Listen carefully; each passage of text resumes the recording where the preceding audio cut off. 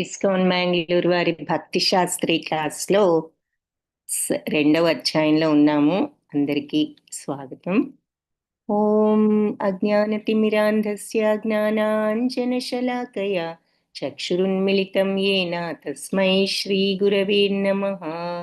నమో ఓం విష్ణుపదాయ కృష్ణప్రేష్ఠాయ భూతలే శ్రీమతే భక్తి వేదాంత స్వామిన్ ఇతి నామినే. నమస్తే సరస్వతి దేవే గౌరవాణి ప్రచారిణే నిర్విశేష శూన్యవాది పాశ్చాత్య దేశధారిణే. హే కృష్ణ కరుణా సింధో దీనబంధో జగత్పతే గోపేశ గోపిక కాంత రాధా కాంత నమోస్తుతే.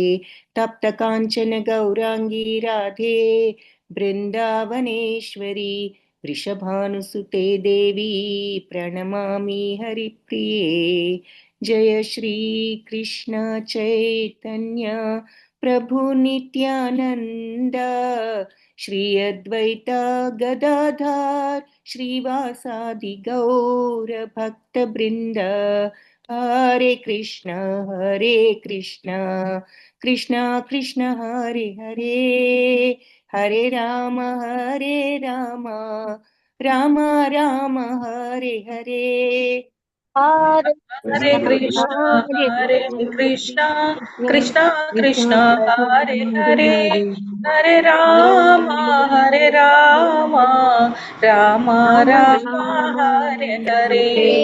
హరే కృష్ణ కృష్ణ కృష్ణ కృష్ణ హరే హరే హరే రామ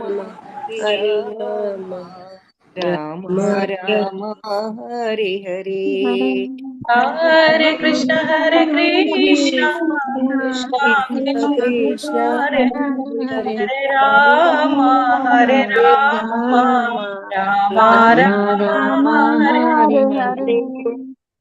హరే సో అందరూ భక్తి శాస్త్రి అంటే లెవెల్ 3 లెవెల్ 4 కూడా ఫినిష్ చేసి వచ్చిన వాళ్ళే కదా. సో ఫస్ట్ టైం చెప్పినప్పుడు మీరు విని రిపీట్ చేయడం, మళ్ళీ సెకండ్ టైం చెప్పినప్పుడు విని రిపీట్ చేయడం చేద్దాము. హరే కృష్ణ అందరికీ. సో ఈ రెండవ అధ్యాయం గీత సారాంశం కాబట్టి మరి దీంట్లో మొత్తం గీతలో చెప్పిన విషయాలన్నీ కూడా క్లుప్తంగా మనం ఇందులో భగవంతుడు చెప్పడం చూస్తాము. సో కాకపోతే ఆత్మజ్ఞానం మాత్రం ఈ ఒక్క చాప్టర్లోనే చూస్తాం. ఇంకా వేరే ఎక్కడ ఆత్మను గురించిన జ్ఞానం ఈ ఒక్క చాప్టర్లోనే మనకి కనిపిస్తుంది. సో మీరు ఆల్రెడీ లెవెల్ 3లో ఈ శ్లోకాస్ అన్నీ కూడా చూడడం జరిగింది. ప్రతి శ్లోకము మీకు లెవెల్ 2లో అన్నీ చెప్పడం జరిగింది. కాబట్టి యాక్చువల్గా అయితే భక్తి శాస్త్రికి వచ్చినప్పుడు మీరు ప్రతి శ్లోకం కూడా క్లియర్గా అన్నిసార్లు చూడడం అనేది ఈ లెసన్ ప్లాన్ని బట్టి అయితే మీరు ఓన్గా కూడా స్టడీ చేసుకోవాల్సిన బాధ్యత మీ మీద ఉన్నది. కాకపోతే మరి చెప్పడం చెప్తున్నాము. బట్ ఆ విషయం చాలా ముఖ్యమైన విషయం. ఏమిటి అంటే మీరు మీ భక్తి వృక్ష గ్రూప్స్లో మీరే డిస్కస్ చేసుకోగల లెవెల్కి రావడమే, ఆ లెవెల్కి మనం రాగలగడమే ఈ కోర్సు యొక్క ముఖ్యోద్దేశం. సో భక్తి శాస్త్రి అంటే మరి మనం కూడా ఒకరు చెప్పింది విని ఆ తర్వాత ఆ విషయాన్ని మనం అర్థం చేసుకుని మనం కూడా దాని గురించి చర్చించే స్థితికి ఎదగాలన్నమాట. మరి భక్తి శాస్త్రి అనే డిగ్రీ వచ్చేటప్పటికి ఆ కెపాసిటీ మనకి రావాలి. కాబట్టి ఆ స్థాయికి మనం వెళ్ళగలిగి చాలా అవలీలగా మనం ఈ డిస్కషన్స్లో పార్టిసిపేట్ చేయగలగాలి అంటే మీరు ఈ భక్తి వృక్షాలో యాక్టివ్గా మీరు ఈ శ్లోకాస్ అన్నీ మీరు మాట్లాడుకుంటూ మీరు డిస్కస్ చేయాలి. అందుకని ఈ లెసన్లో మీకు ఈ అన్నీ కూడా విషయం చెప్పడం జరుగుతుంది. ఇప్పుడు గీత యొక్క సారాంశం అని చెప్పి అర్జునుడి యొక్క సందేహాలు మొదటి 10 శ్లోకాల్లో ఉన్నాయి కదా, చెప్పాడు. మరి కార్పణ్య దోషోపహత స్వభావ పృచ్ఛామి త్వాం ధర్మ సమ్మూఢ చేత. ఈ మమకారం అనే దోషంతో నేను మరి ధర్మం ఏమిటో తెలియని మూఢత్వంలో పడిపోయాను, కన్ఫ్యూజన్లో. ఏం చేయాలో నువ్వే చెప్పు. పృచ్ఛామి త్వాం, నువ్వు పృచ్ఛామి చెప్పు అంటున్నాడు. శిష్యస్తేహం షాధిమాం త్వాం ప్రపన్నం. సో నేను నీ శిష్యుడను. శిష్యస్తే నీ యొక్క, అహం నేను నీ యొక్క శిష్యుడను. షాధిమాం చెప్పు నీవు, ప్రపన్నం నిన్ను శరణు వేడుతున్నాను అని చెప్పి ఎప్పుడైతే అన్నాడో, అప్పుడు శరణు వేడుతున్నాను నేను నీ శిష్యుడిని అనేది ఎప్పుడైతే ఆ పదాలు వాడాడో అప్పుడు భగవద్గీతను చెప్పడం ప్రారంభించారు. అప్పటి వరకు నువ్వేమిటి ఇలా మాట్లాడుతున్నావు, ఇది అనార్యజుష్టం, అస్వర్గ్యం, అకీర్తికరం అర్జున అని చెప్తారు కదా. ఇది నీకు ఉన్నత లోకాలు రావు, గౌరవనీయం కాదు, ఇది మర్యాదస్తులు చేసే పని కాదు, నువ్వు మరి క్షత్రియుడు చేయవలసిన పని కాదు అని భగవంతుడు చెప్పడం జరిగింది. కానీ ఎప్పుడైతే నేను నీ శిష్యుడిని, నిన్ను శరణు వేడుతున్నాను అని అడిగాడో అప్పుడు నిజంగా భగవద్గీతను చెప్పడం ప్రారంభించారన్నమాట. సో భగవద్గీత అనేటటువంటి జ్ఞానాన్ని వినడానికి ముఖ్యార్హతలు ఏమిటి అంటే భగవంతుడి పట్ల, ఆ చెప్పేవారి పట్ల, అంటే ఇక్కడ ముఖ్యంగా భగవంతుడి పట్ల శ్రద్ధ అనేది, భక్తి అనేది, నేను నీ శిష్యుడను అని, ఆ తర్వాత ఆ శరణాగత తత్వం ఉండాలి. అప్పుడు కానీ భగవద్గీత మనకి సరిగ్గా అర్థం చేసుకోవడం వీలవుతుందని మనం అర్థం చేసుకోవాలన్నమాట. సో ఇక్కడ మరి ధృతరాష్ట్రుడి గురించి కూడా కొంత చూసాం ఫస్ట్ చాప్టర్లో. ఏమిటి మరి అతను ఏ రకంగా ఈ ఒక్క శ్లోకంలోనే మనకు అర్థమైపోయింది. ఏది ధర్మక్షేత్రే కురుక్షేత్రం లాంటి ధర్మక్షేత్రం అన్నాడు అంటే అసలు ఏమవుతుంది? ధర్మక్షేత్రంలో ఎప్పుడు ధర్మమే గెలుస్తుంది, మన పట్ల ధర్మం లేదని మనసులో తెలుసు కాబట్టి ఆయనకి ఆ భయం, సందేహం వచ్చిందన్నమాట. ధర్మక్షేత్రం అయిన కురుక్షేత్రంలో సమవేత యుయుత్సవ, సమావేశమయ్యారు ఉత్సాహంగా. మామకా పాండవాశ్చ అంటున్నాడు, నా వాళ్ళు పాండవులు. కిమకుర్వత సంజయ, ఏం జరుగుతోంది సంజయ? సో నా వాళ్ళు అన్న పాండవులు అన్న దాంట్లోనే అతని వేరు భావాన్ని మనం చూసాం. ఏం జరుగుతోంది అని అడుగుతున్నాడు అంటే ఆందోళన చూసాం. యుద్ధ భూమిలో సమావేశమైన తర్వాత ఏం జరుగుతుంది? యుద్ధం చేస్తారు కానీ అక్కడ అదేదో క్రీడారంగం కాదు కదా, ఏదో స్పోర్ట్స్ ఆడటానికి వెళ్ళలేదు కదా వాళ్ళు యుద్ధ భూమిలోకి వెళ్ళిన వాళ్ళు యుద్ధం చేయడానికే వెళ్తారు. ఇంకా ఏం జరుగుతోంది అని అడగడంలో అర్థం ఏమిటి అంటే ఆయనకు తెలియక కాదు, కాకపోతే ఆయన ఆందోళన వ్యక్తం అవుతుంది అన్నమాట.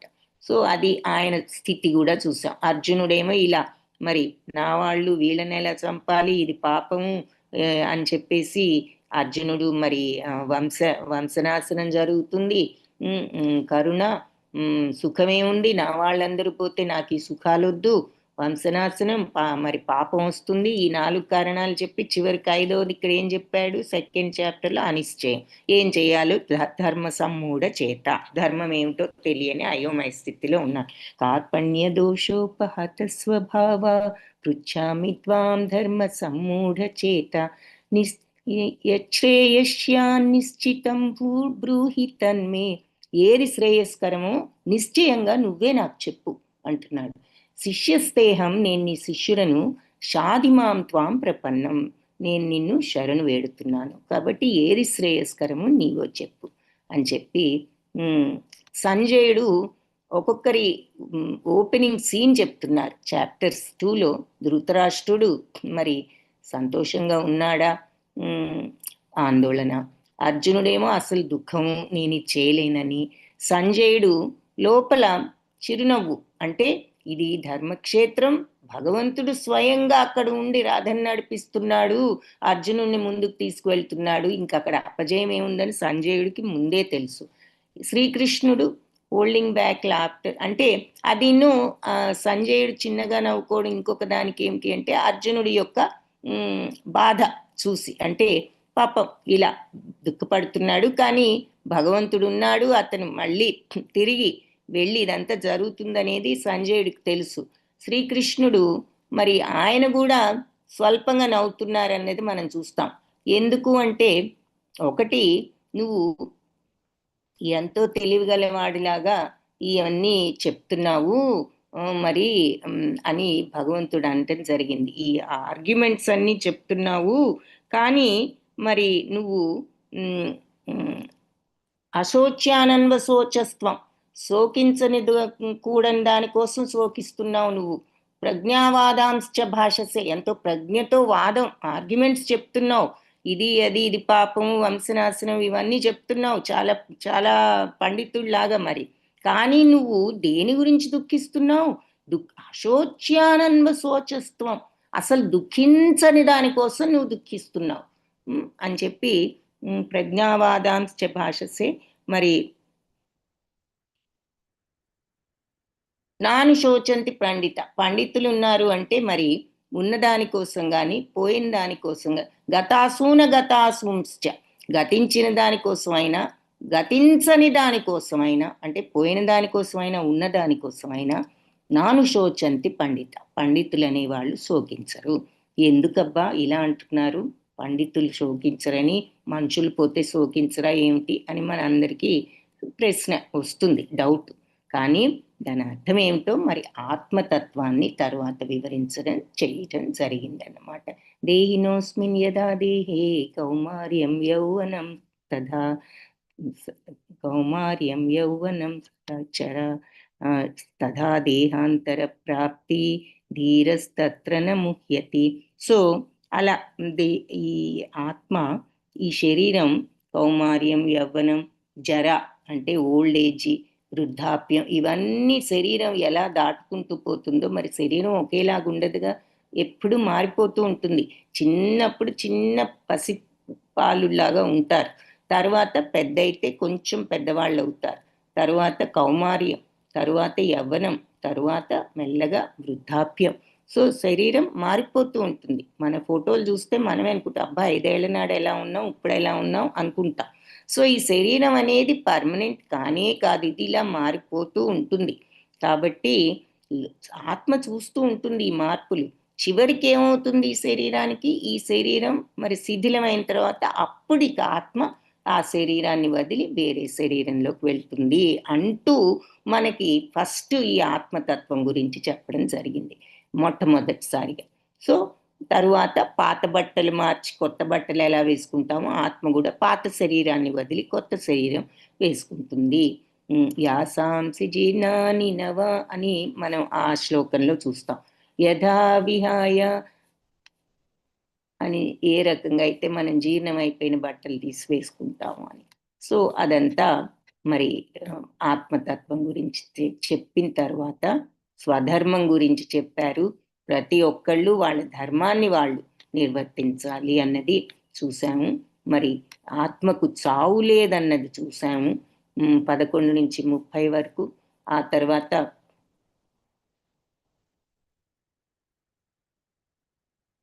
సో ఒక సరి అయినటువంటి గురువు దగ్గర నుంచి మనం ఈ జ్ఞానాన్ని తీసుకోవాలి అన్నది కూడా ఇక్కడ గుర్తు చేస్తున్నారు. అలా మరి మన డ్యూటీని, స్వధర్మాన్ని మనం చెయ్యాలి. ఎలా సహనంతో చెయ్యాలి, దుఃఖమైనా నష్టమైనా మనకి ఇష్టం లేకపోయినా మన బాధ్యత.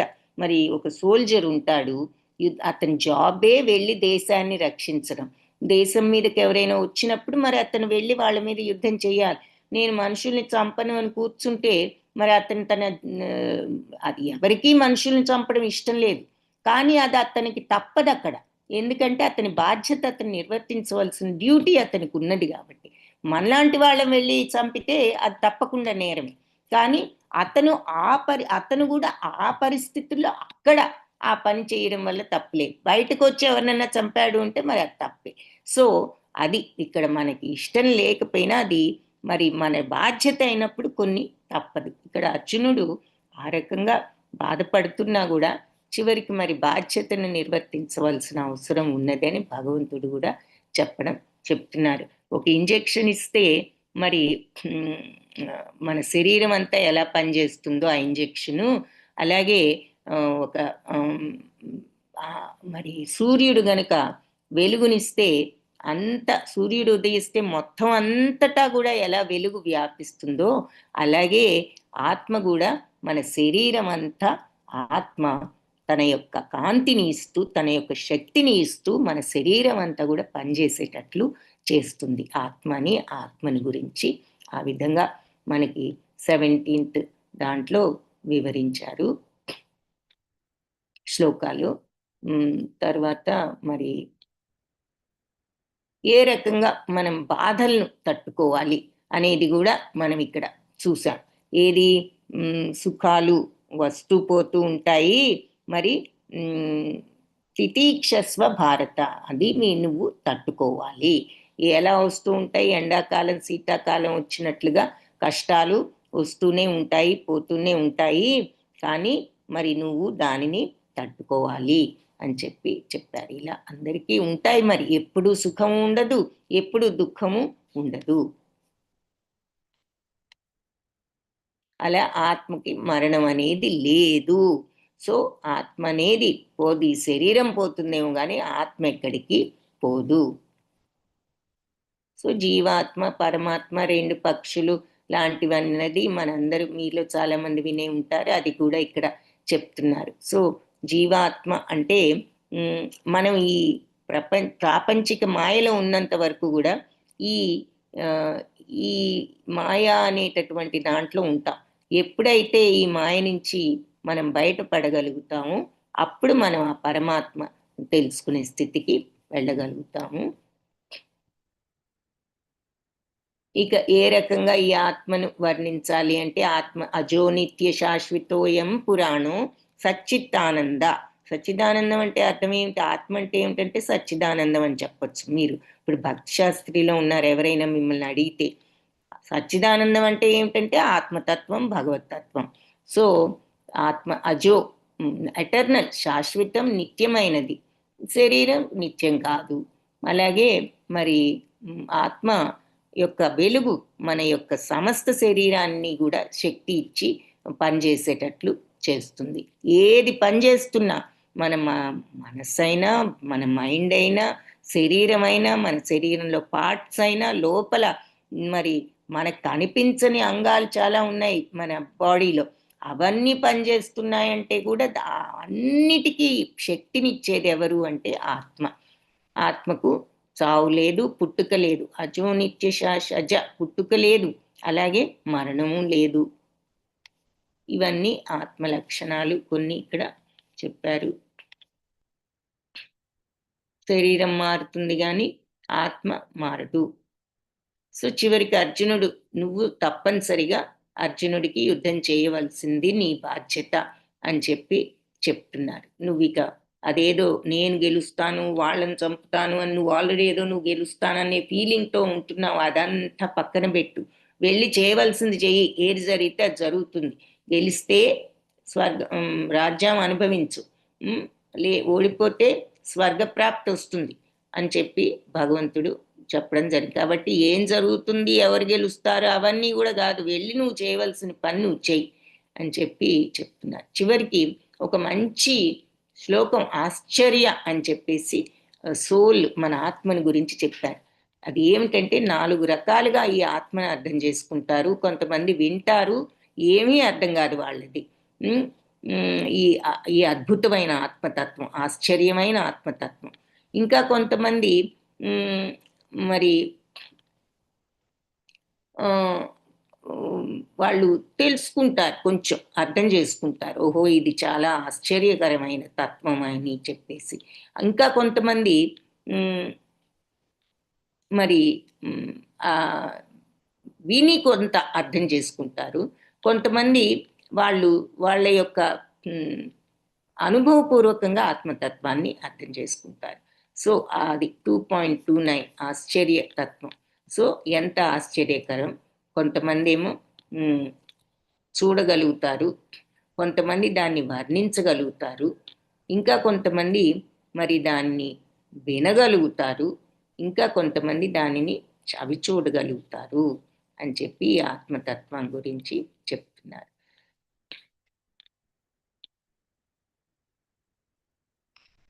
సో ఇక్కడ చిన్న ఎక్సర్సైజ్ కూడా ఉన్నది. ఎవరైనా ఒక ఎక్సర్సైజ్ లాగా ఎవరైనా మన వాళ్ళ గురించి దుఃఖిస్తూ ఉంటే ఏం చెప్తాం మనం వాళ్ళకి ఈ చదివిన దాని ప్రకారం అని చెప్పి ఒక ఎక్సర్సైజ్ ఇచ్చారు. అలాగే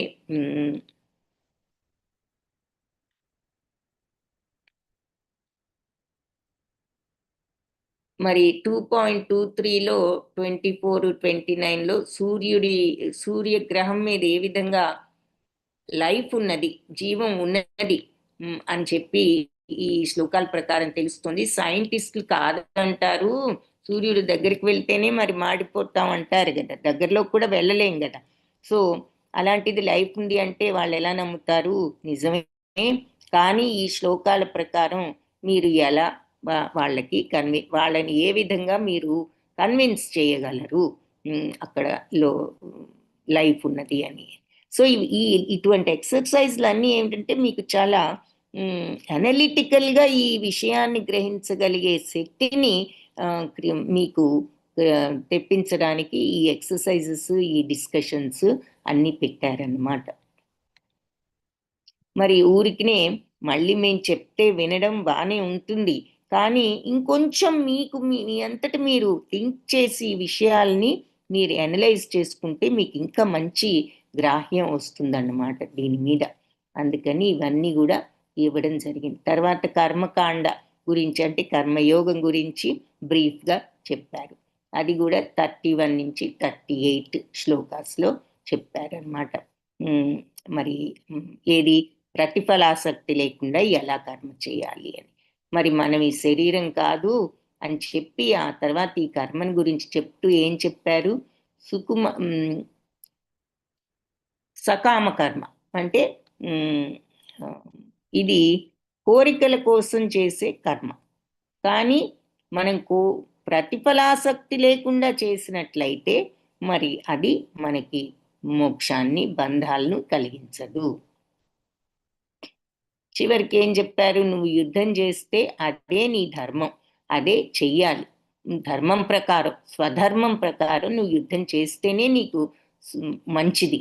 ఈ తర్వాత గెలిచావు అంటే రాజ్యం వస్తుంది, ఓడిపోయావంటే స్వర్గం వస్తుంది అని చెప్పి భగవంతుడు చెప్పడం జరిగింది. ఒకవేళ నువ్వు చేయలేదనుకో, నీ డ్యూటీని నువ్వు చేయలేని పాపం వస్తుంది. నువ్వు ఇప్పుడేదో పాపం వస్తుంది అనుకుంటున్నావు, చేయకుండా కూర్చుంటే నీ బాధ్యత నువ్వు నిర్వర్తించలేదు, అందుకని నీకు పాపం వస్తుంది. మరి నీకు అకీర్తికరం, నీకు అప్రతిష్ట కూడా వస్తుంది. ఇలా ఈ రాజుగారు చేయవలసింది చేయకుండా వెళ్ళిపోయాడు అని నీ యొక్క అందరూ చెప్పుకుంటారు నీ గురించి. మరి నీకు ఆ అగౌరవం కంటే మరణం బెటర్ అని చెప్పి చెప్తూ, సో అందరూ పెద్ద పెద్ద వీరులంతా కూడా నువ్వు పిరికి వాటివని అంటారు అని చెప్పి చేయకపోతే వచ్చే పరిణామాలు ఏమిటో చెప్తున్నారు. ఆ తర్వాత కర్మయోగం చెప్పిన తర్వాత స్వధర్మంలో మరి మన కర్మలు మనం నిర్వర్తించాలి కర్మయోగంలో, అది స్వధర్మం. అలాగే భక్తి యోగం ఏమిటన్నది కూడా చెప్పారు, చూశారు. సో ఈ భక్తి యోగంలో మరి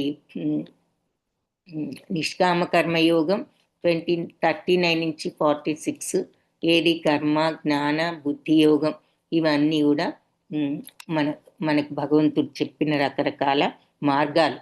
సో వ్యవసాయాత్మిక బుద్ధి ఏకేషే కురునందన, ఏకేహే కురు అంటే ఈ బుద్ధి మైండ్ ఒక్కదాని మీద ఫోకస్ అయితేనే మనం దాన్ని కరెక్ట్గా ఏ పనైనా చేయగలం. ఒక పని చేస్తూ ఇంకేదో ఆలోచిస్తే ఈ పని చేయలేము, ఆ పని కరెక్ట్గా చేయలేము.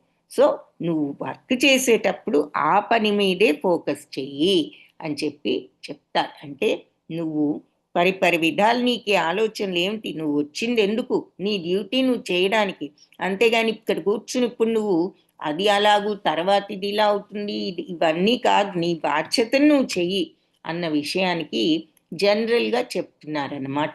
సో ఏ పనైనా మనం కాన్సన్ట్రేట్ చేసి దాని మీద ఫోకస్ చేస్తేనే విజయవంతం అవుతుంది. ఎప్పుడు ఏ స్టోరీ చెప్పుకుంటాం?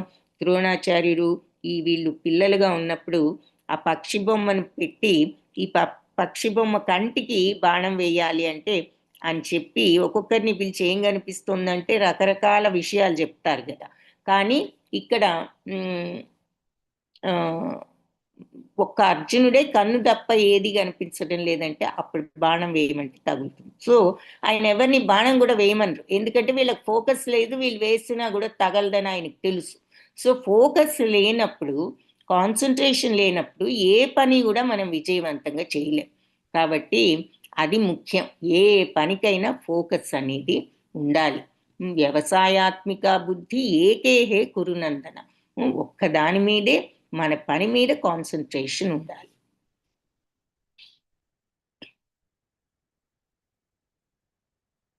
తరువాత శ్రీకృష్ణుడు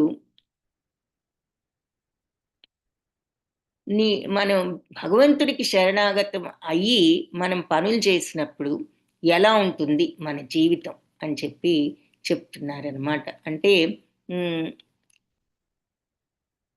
అన్ని నువ్వు ప్రతిదీ కూడా భగవంతుడికి అర్పించి చేస్తున్నట్లుగా చేసినప్పుడు మరి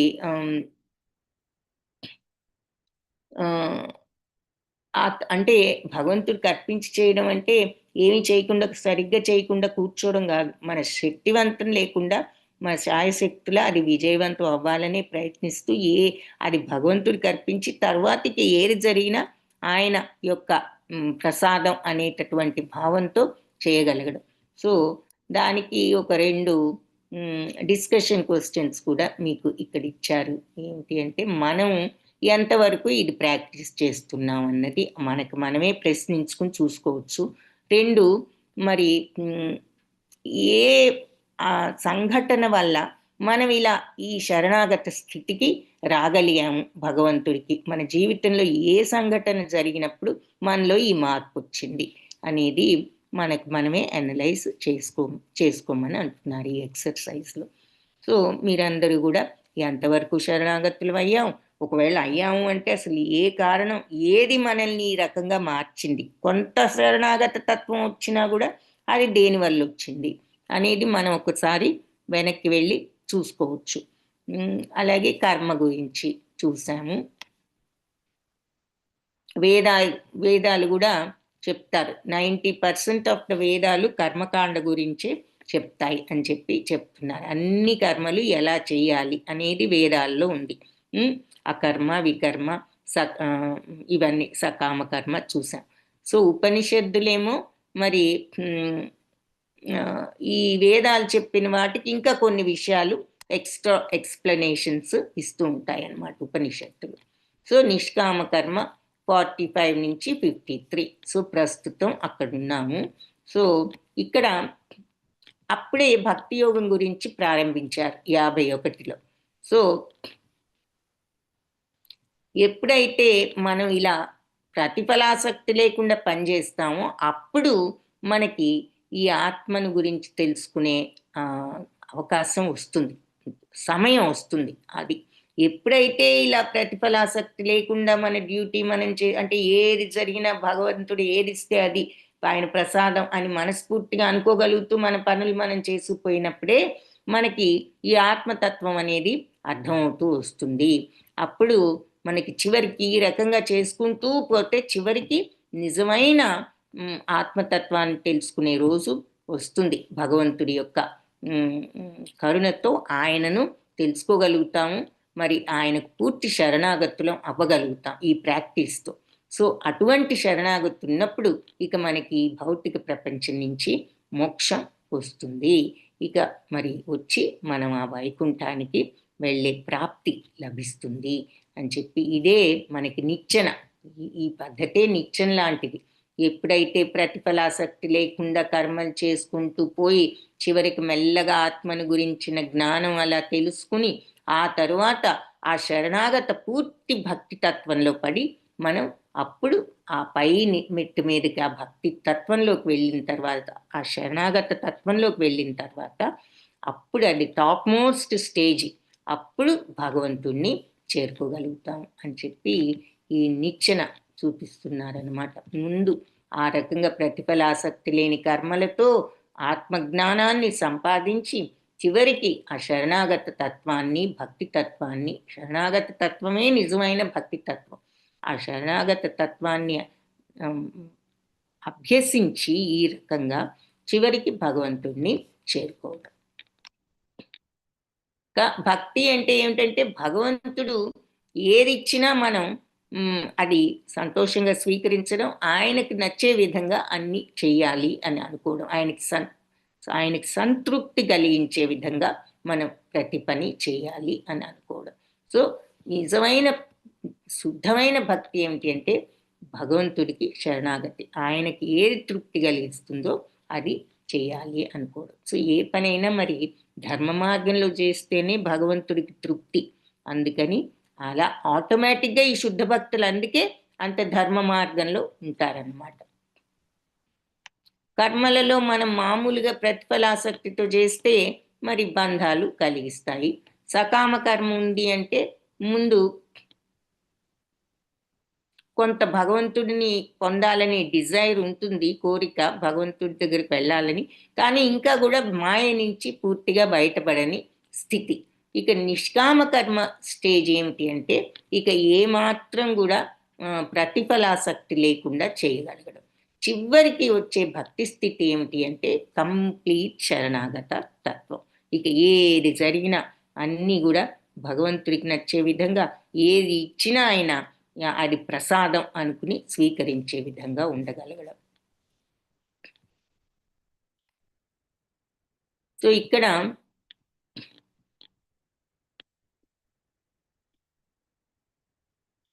మనకి కొంత డిస్కషన్ కూడా చేయొచ్చు. 40 to 43లో చెప్పిన విషయాల ప్రకారం జనరల్గా మన హిందూ మతం చెప్పే విషయాలు ఏమిటి, ఇంకా మిగతా మతాలు కొన్ని ఉన్నాయి కదా, అవి అంటే మన హిందూ మతానికి మిగిలిన మతంలో మనకి తెలిసినంత వరకు ఏమిటి తేడాలు అన్నది కూడా చేయొచ్చు. సో మీరు ఆ 40 to 43 శ్లోకాస్ తీసుకుని అదొక రకమైన చిన్న డిస్కషన్ చేసుకోవచ్చు. సరే, ఆ 47లో ఏం చెప్పారు, నీకు నీ డ్యూటీ చేసే అధికారం ఉన్నది కానీ దాని యొక్క ప్రతిఫలం మీద నీకు అధికారం లేదు అన్న విషయం చెప్పారు. కాబట్టి నువ్వేదో ఎప్పుడు కూడా ఈ డ్యూటీ ఒక పని చేయడం వల్ల వచ్చే రిజల్ట్ నా గొప్పతనం వల్లే వచ్చిందని మనం అనుకోకూడదు. సో మనం కాదు బాధ్యులం, ఒక పని చేసిన తర్వాత మనమే చెయ్యొచ్చు, కానీ వచ్చే ప్రతిఫలానికి మనమే కారణం అని అనుకోకూడదు అని చెప్పి అంటూ ఇక ఎప్పుడు కూడా నీ యొక్క ప్రతిఫలం మీద నువ్వు ఆసక్తిని పెంచుకోకు. సో ఏదైనా పని చేసినప్పుడు బ్రహ్మాండంగా అది ప్రాజెక్ట్ విజయవంతంగా చేశాం, ఉద్యోగంలో బాగానే ఉంది, ఇంకా నేనెంతో గొప్పవాణ్ణి, నేనే చేశాను అనేటటువంటి భావం వద్దు అంటున్నారనమాట. అది ఇక్కడ అర్థం. సరే నీకు ఫస్ట్ వచ్చావని ప్రైజులు రావచ్చు, ఇవన్నీ రావచ్చు. సో వచ్చినప్పుడు పొంగిపోకు, ఇది నేను చాలా గొప్పవాణ్ణి. సో ఈ రకంగా సమత్వంతో ఉంటూ భగవంతుడు మనల్ని సరి అయిన మార్గంలో పెడుతున్నారు. ఈ పొంగిపోతే ఏం జరుగుతుంది, ఏ తప్పే ఉంది, ఇంత కష్టపడ్డాను అనుకుంటే ఏమైంది, నేనే కదా చేసింది అనే ఫీలింగ్ వస్తే ఆ ఫీలింగ్ వల్ల ఏమవుతుంది, గర్వం పెరుగుతుంది, గర్వం పెరిగితే అహంకారం పెరుగుతుంది, ఇవన్నీ పెరిగితే పూర్తి మాయలో పడిపోతాం. సో ఆ హంబుల్నెస్, ఆ హ్యూమిలిటీ, ఆ వినయం, ఆ విధేయత, ఆ శాంతతత్వం ఇవన్నీ కూడా పోతాయి. ఇవి లేనప్పుడు ఇక భగవంతుని తెలుసుకునే అవకాశం ఉండదు. అందుకే మన వాళ్ళు కూడా అన్నీ ఉన్న విస్తరి అణిగిమణిగి ఉంటుంది, ఏమీ లేని విస్తరి ఎగిరెగిరి పడుతుంది అని ఒక సామెత మీరు వినే ఉంటారు. సో ఎంత మనం చేసేది ఎంత గొప్ప పని అయినా అవతల వాళ్ళు అన్నా మనం వినయ విధేయతలతో ఇది భగవంతుడు ఇచ్చిన శక్తితో ఆయన చేయించిన పని అనేటటువంటి భావంతో ఉండగలిగినప్పుడే మనం ఈ ఆత్మతత్వాన్ని, తద్వారా భగవంతుణ్ణి, తద్వారా ఈ భక్తి మార్గాన్ని, భగవంతుడి యొక్క ధామాన్ని కూడా పొందొచ్చు. సో అందుకే జ్ఞానంలో ముందు ఫస్ట్ వర్డ్ ఏమిటి అంటే భగవంతుడు వాడింది జ్ఞానాన్ని ఎక్స్ప్లెయిన్ చేసినప్పుడు క్షేత్రజ్ఞ యోగంలో వినయం విధేయత అన్న మాటలతో మొదలు పెడతారు జ్ఞానాన్ని. సో అందుకని సమత్వం ఏదైనా జరిగితే పొంగి ఉబ్బి తబ్బిబ్బై నేను ఎంత గొప్పవాడిని, ఎంత బాగా చేశానని అనుకోకుండా భగవంతుడి దయ వల్ల ఇలా జరిగింది అంటూ అణుచుకుని ఆ పొంగును కొంచెం కామ్నెస్తో ప్రతిదీ ఎంత గొప్ప విషయం జరిగినా, ఎంత బాధాకరమైన విషయమైనా ఒకే రకంగా ఉండగలిగినప్పుడే అదే యోగము అని చెప్తారు. కర్మయోగంలో మనం చూస్తాం. ఎప్పుడైతే నువ్వు సంతోషంలో కానీ దుఃఖంలో కానీ ఒకే రకంగా ఉన్నప్పుడు ఆ సమత్వమే యోగం. కాబట్టి ప్రతి దాంట్లోనూ కూడా అలా చక్కగా సమత్వంతో ఉండడం నేర్చుకోవాలి. ప్రతి దానికి రియాక్ట్ అయిపోయి ఒక మాట అవతల వాళ్ళు ఇంకా పూర్తి చేయకముందే మనకు ఆవేశం వచ్చేస్తూ ఉంటుంది. అవన్నీ కూడా అణుచుకున్నప్పుడే ఈ మాయ నుంచి ఈ మనస్సు ఇంద్రియాల యొక్క మాయాజాలం నుంచి మనం తప్పించుకోవాలి అంటే ఈ కామ్నెస్ అవసరం. సమత్వం, సమాధి, స్థిత ప్రజ్ఞ. ఇప్పుడు ఆ స్థిత ప్రజ్ఞుడి యొక్క లక్షణాలు చెప్తున్నారనమాట. సో మనం ఈ శరీరం కాదు, మరి మనం అందరం కూడా ఈ కోరికలు అనేవి వాటి యొక్క ప్రభావంతో గనక మనం పనిచేస్తే మరి మనకది విముక్తిని, మోక్షాన్ని, ఈ స్థితిని కలిగించదు. కాబట్టి బుద్ధియోగంలో మనం ఇలా ప్రతిఫలాసక్తి లేకుండా మరి పని చేస్తూ ఉంటాము. అది సమాధి స్థితికి తీసుకువెళ్ళగలదు. మరి చివరికి పరమ సత్యమైన భగవత్ తత్వాన్ని మనకి అనుభూతి ద్వారా తెలిసేటట్లు చేస్తుంది. సో ఇదంతా అయిన తర్వాత వాళ్ళ యొక్క లక్షణాలు ఏమిటి, ఇటువంటి వాళ్ళ లక్షణాలు, వాళ్ళు ఎలా మాట్లాడతారు, ఎలా కూర్చుంటారు, ఎలా నడుస్తారు, ఇవన్నీ కూడా మరి అతను కూడా అడగడం మనం చూస్తాం. ఏది అర్జునుడు. సో 52లో యదా తే మోహకలిలం బుద్ధిర్వ్యతితరిష్యతి తదా గంతాసి నిర్వేదం శ్రోతవ్యస్య శ్రుతస్య చ. ఎప్పుడైతే నీ బుద్ధి ఈ దట్టమైన మోహం అనే అరణ్యాన్ని దాటుతుందో అప్పుడు నువ్వు ఏదైతే వింటావో, ఏదైతే వినవలసిందో వాటన్నిటి పట్ల కూడా నీకు విరక్తి వస్తుంది. సో మనకి అన్ని భగవంతుడు యొక్క ప్రసాదం అనుకున్నప్పుడే మనకి వినేది ఎవరైనా ఏదైనా చెప్పినా, ఏదైనా వినాలని అనుకున్నా వాటన్నిటి పట్ల కూడా ఆసక్తి ఉండదు. అంటే దీని అర్థం ఏమిటి అంటే, ఇప్పుడు మనం ఈ కోపతాపాల్లో, ఈ గర్వంతోనూ, ఈ అతి సంతోషంతో ఎగిరిపోవడం, ఇవన్నీ వచ్చినప్పుడు అవతల వాళ్ళతో మాట్లాడడం, వాళ్ళు పొగిడితే బాగుందనుకోవడం, మరి ఇంకెక్కడికో వెళ్ళి నాకు ఈ అవార్డు వచ్చింది, ఆ అవార్డు వచ్చిందని చెప్పుకోవడం, వాళ్ళు మనల్ని పొగిడినప్పుడు మళ్ళీ సంతోషించడం, వాళ్ళు కంగ్రాచులేషన్స్ అంటే మళ్ళీ మనం ఎంతో ఉబ్బితబ్బిబ్బి అయిపోయి థ్యాంక్ యూ అంటూ ఉంటాం కదా, మనసులో గర్వంగా ఉంటుంది. సో ఇవన్నీ ఏమిటి అంటే ఈ మాయకు అట్రాక్ట్ అయిపోతున్నాం అన్నమాట, ఈ భౌతిక తత్వాలన్నిటికీ కూడా. కాబట్టి ఎప్పుడైతే మనకి ఇదంతా లేకుండా కామ్గా ఉంటామో, ఏదో చేశాం భగవంతుడి దయ వల్ల, ఆయన చేయించారు, ఇది ఆయన ప్రసాదం అనుకున్నామంటే, ఇంకెవరైనా పొగిడినా మనకి అది నిజంగా ఆ తత్వాన్ని జీర్ణం చేసుకున్నప్పుడు ఎవరైనా పొగిడినా మనకు ఒకటే, పొగడకపోయినా ఒకటే. సో ఎవరైనా పొగిడితే బాగుండు అనేటటువంటి కోరిక కూడా ఉండదు. కాబట్టి ఏదైనా విరక్తి అంటే ఇంట్రెస్ట్ ఉండదు. అది ఈ మాయలో ఉన్నప్పుడు దాని మీద విపరీతమైన ఇంట్రెస్ట్ ఉంటుంది. అబ్బాయి ఎవరైనా పొగిడితే బాగుండు, మనం ఇంత బాగా చేశాం. సో పొగట్టలు వినకొందుకే మనకి హ్యాపీగా ఉంటుంది. ఎందుకు అంటే మాయలో ఉన్నాం అందుకు. శృతి విప్రతిపన్నా తే యదా స్థాస్యతి నిశ్చల సమాధావచల బుద్ధి తదా యోగం అవాప్స్యసి. సో శృతి అంటే వేదాల్లో చెప్పబడినవన్నీ.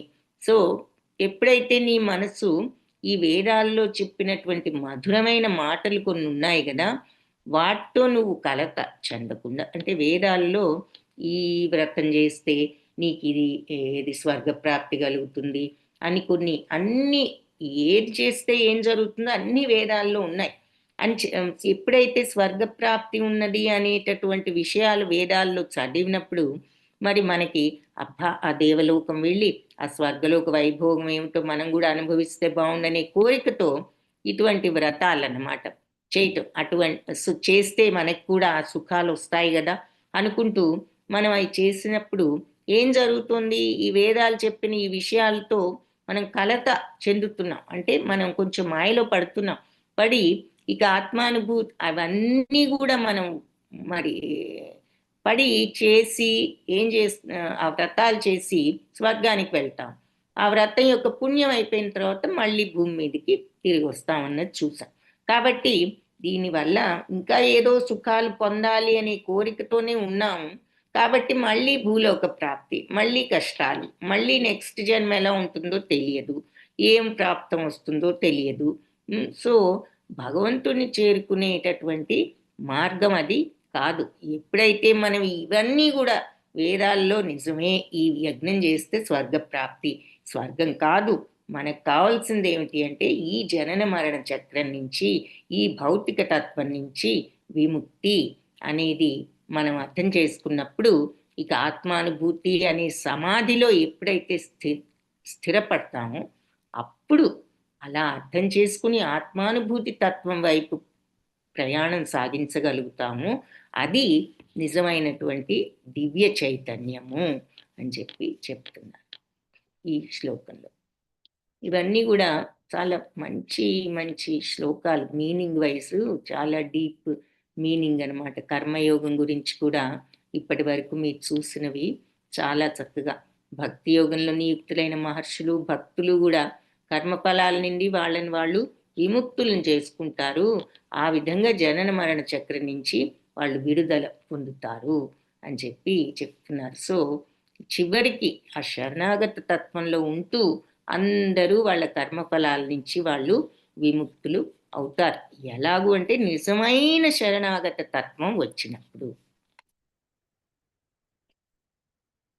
అంటే మనస్ఫూర్తిగా మనం ఆ స్థితికి రాగలిగినప్పుడు, ఆ కోరికలని ప్రక్కన పెట్టి ఏది అయినా భగవంతుడి యొక్క ప్రసాదం అనే స్థితికి మనం రాగలిగినప్పుడు.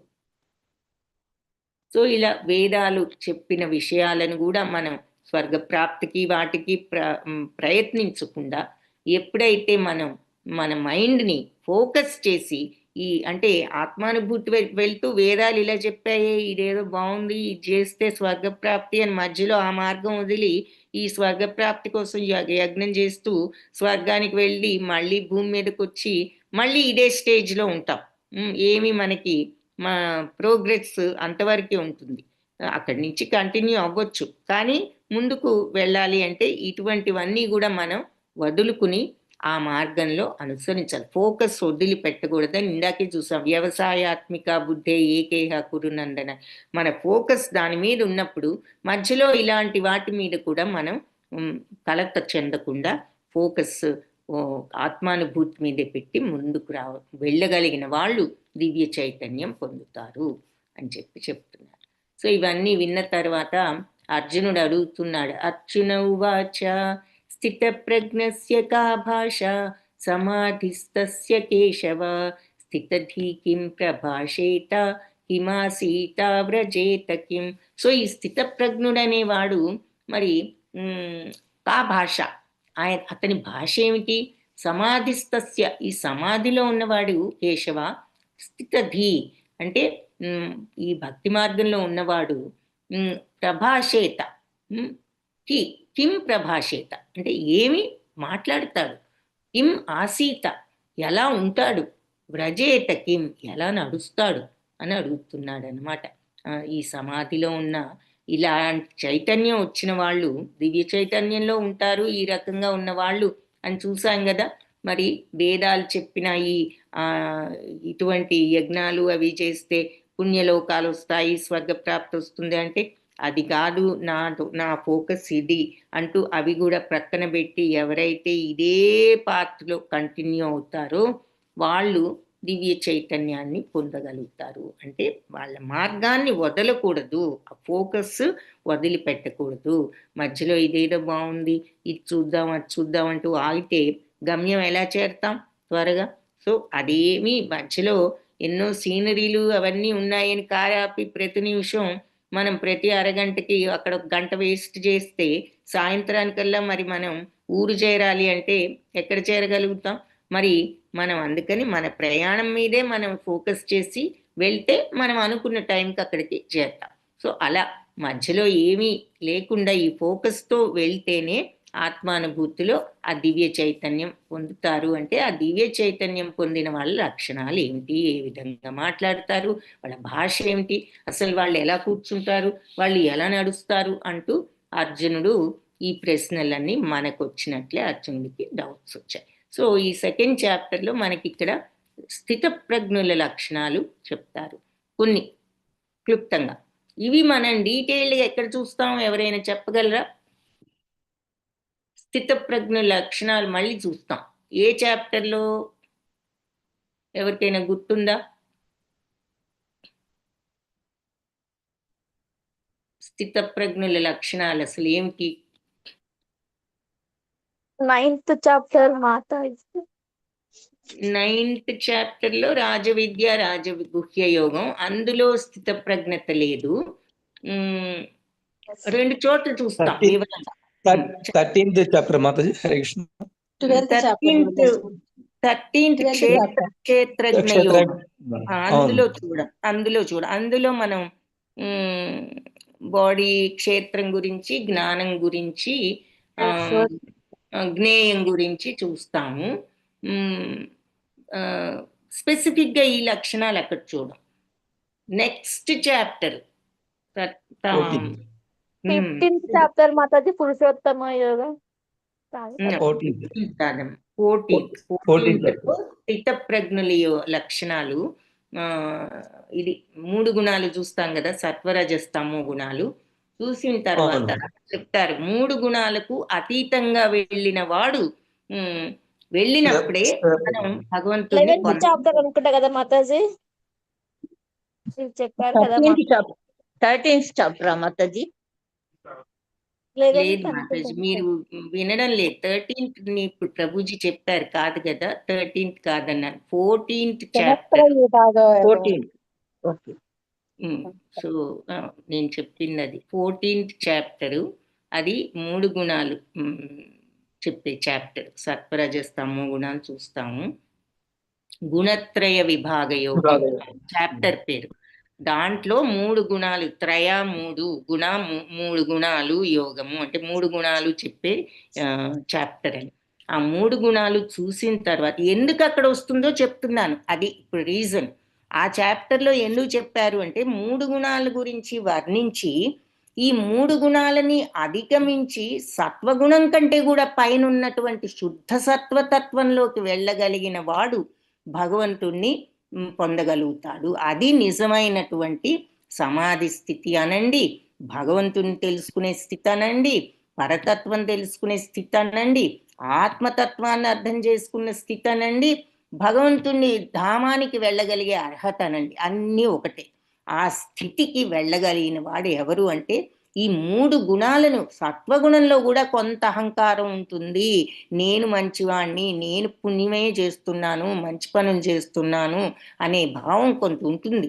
అది కూడా లేకుండా ఇది నా బాధ్యత అంటూ నిజమైనటువంటి ఆ వినయంతో, ఇది ఏదో నేను గొప్ప, నేను మంచి అనుకోకుండా ఇది నేను చేయవలసిన పని, ఇది నా డ్యూటీ, మనిషిగా నేను ఈ రకంగా ప్రవర్తించాలి, ఇది భగవంతుడి అనుగ్రహంతో నేను ఇలా ఉండగలుగుతున్నాను, చేయగలుగుతున్నాను, ఆయన ఇచ్చిన శక్తితో అనేటటువంటి అణకువ, నిజమైన అణుకువ, ఆ నిజమైన నిగర్వి తత్వం ఉన్నప్పుడే మరి అది శుద్ధ సత్వం అవుతుంది.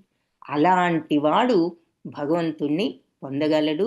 ఆత్మతత్వం, పరతత్వం, ఇక అన్ని భగవంతుని పొందే స్టేజ్ అంటే ఇక అవన్నీ వచ్చిన జ్ఞానం అంటే అంతటి వినయం, అంతటి శరణాగత తత్వం, అదే జ్ఞానానికి పరాకాష్ట.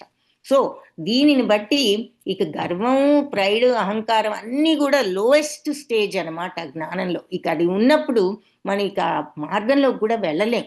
కాబట్టి ఇవన్నీ అందుకే జ్ఞానం అన్న విషయం క్షేత్రజ్ఞ యోగంలో 13వ అధ్యాయంలో ఎక్స్ప్లెయిన్ చేసినప్పుడు మొట్టమొదటి పదం వినయం, విధేయతలతో మొదలు పెడతారు భగవంతుడు.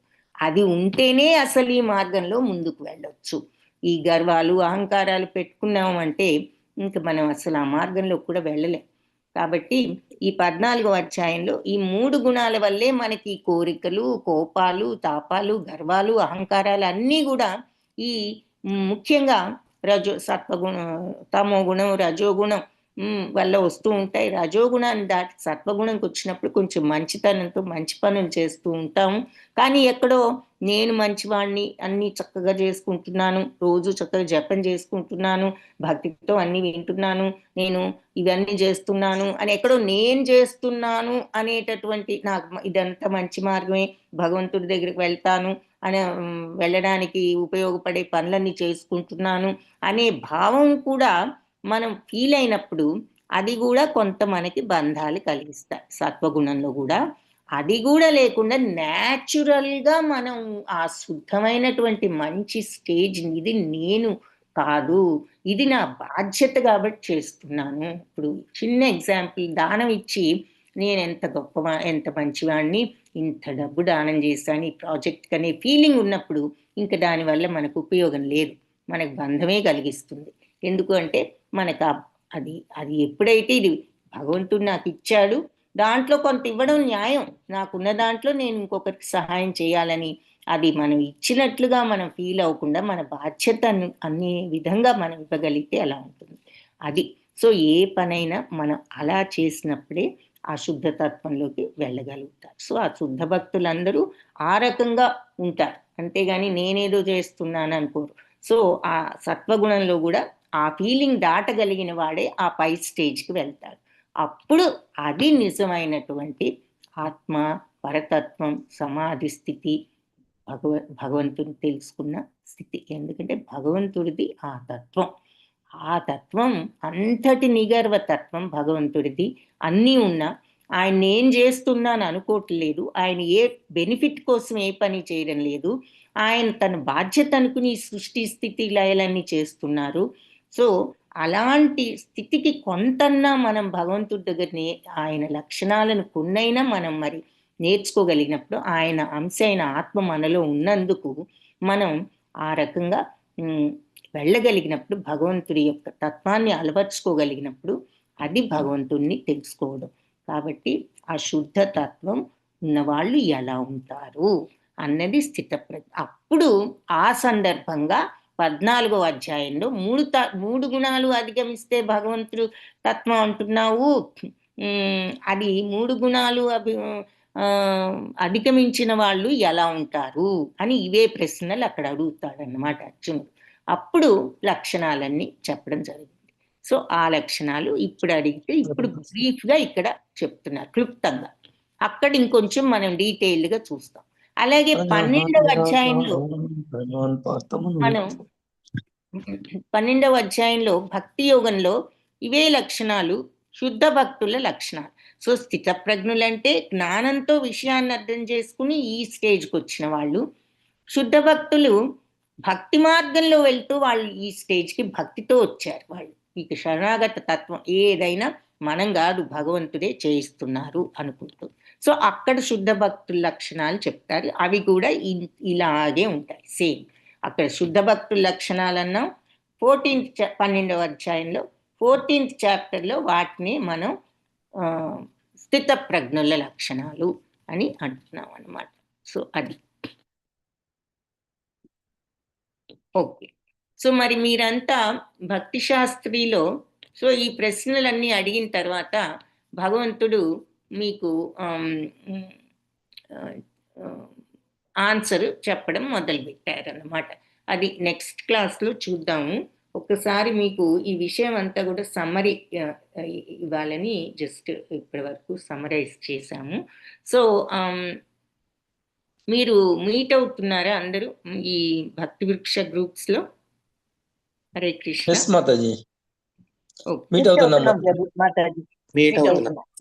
Okay, very good. మేము కూడా పెట్టుకుంటున్నాం మాతాజీ. హరే కృష్ణ. ఓకే మాతాజీ, హరే కృష్ణ. సో ఒక్క నిమిషం, ఈరోజు క్లాసు ఇక్కడితో ఆపుదాం. అర్జునుడి ప్రశ్నలు, దానికి భగవంతుడు ఇచ్చిన ఆన్సర్ నెక్స్ట్ టైం చూద్దాము, కంటిన్యూ చేసి డిస్కషన్స్ అవి. తర్వాత వాంఛాకల్పతరుభ్యశ్చ కృపా సింధుభ్య ఏవ చ పతితానాం పావనేభ్యో వైష్ణవేభ్యో నమో నమః. హరే కృష్ణ. సో మనం ఇక్కడ 55లో స్థితప్రజ్ఞుల లక్షణాలు అన్ని చెప్పడం జరిగింది భగవంతుడు.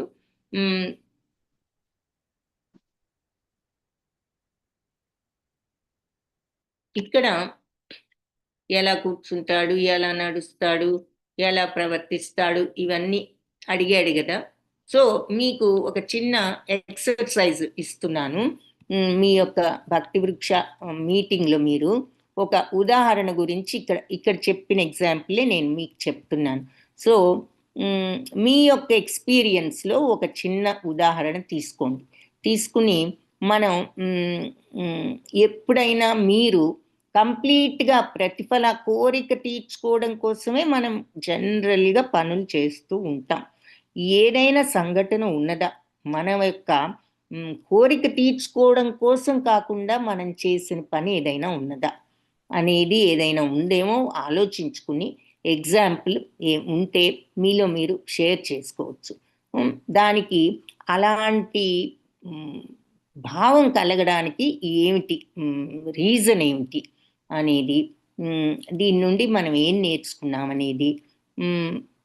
సో మనం ఈ విషయాలు ఏ రకంగా మన లైఫ్లో మనం అప్లై చేసి ముందుకు వెళ్ళగలం ఈ మార్గంలో అనేది ఏమైనా ఉంటే మీరు డిస్కషన్ చేసుకోండి. ఏదైనా ఉందా మనం అంటే ఇంద్రియాలను సంతృప్తి పరుచుకోవడానికి కాకుండా చేసిన పని ఏదైనా ఉందా? జనరల్గా ఏదైనా సెన్స్ గ్రాటిఫికేషన్ అంటే మన ఇంద్రియాలను తృప్తిపరచుకోవడానికే చేస్తూ ఉంటాం. భోజనం ఏదో ఆకలి వేస్తే చేస్తాం, ఇంకేదో సినిమా సరదాగా ఉంటుందని చూస్తాము, ఇంకే అలా ఏ పనైనా. కానీ ఇప్పుడు దానం కూడా ఒక్కొక్కసారి పేరు కోసం చేయొచ్చు. ఇదిగో ఈ డొనేషన్ ఇస్తే మనకి ఏదో ఈ బెనిఫిట్ వస్తుంది అనే ఉద్దేశంతో చేయొచ్చు.